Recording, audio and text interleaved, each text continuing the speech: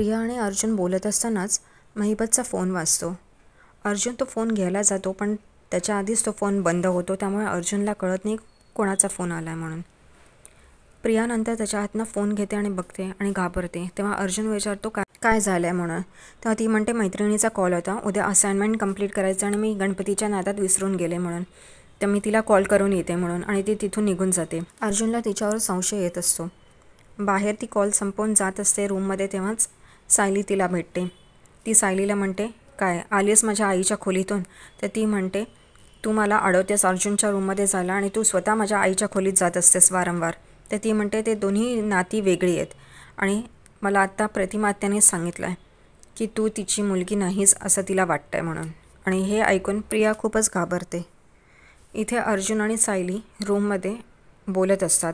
तेव्हा अर्जुन सांगतो की मला तन्वी प्रतिमा आत्याची मुलगी वाटत नाही. तेव्हा सायली विचारते काय झालं, तर तो सगळा सांगतो की ती कशी आत्याबद्दल बोलली होती की भाजलं तर भाजलं, काय फरक पडतो, लहान आहे का, वगैरे वगैरे, तिच्याबद्दल वाईट साईट बोलत होती. तेव्हा सायली पण म्हणते हेच प्रतिमा आत्या पण बोलली. तर तो म्हणतो काय, तर ती म्हणली की प्रतिमा आत्या मला म्हणल्या की तन्वी तिची मुलगी नाही असं तिला वाटतं आहे आणि तिला असं वाटतं की मी तिची मुलगी आहे. तर अर्जुन म्हणतो मलाही तेच वाटतं आहे, आम्हा दोघांनाही तेच वाटतं आहे म्हणून, आणि जसा संशय येतो आहे. पण सायली त्याला सांगते असं कसं होईल. प्रियाचा स्वभाव आधीपासूनच विचित्र होता, त्यामुळे ती तशी वागते आहे.